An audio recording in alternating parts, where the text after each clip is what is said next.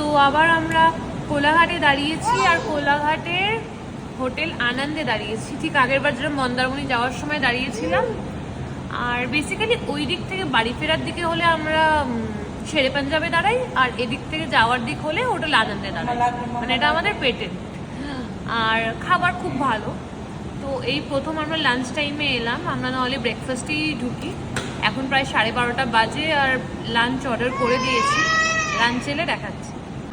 So lunch এসে গেছে। লাঞ্চে আমরা নিয়েছি বাটার নান, এখানে এগ তড়কা আর মাশরুম কড়াই।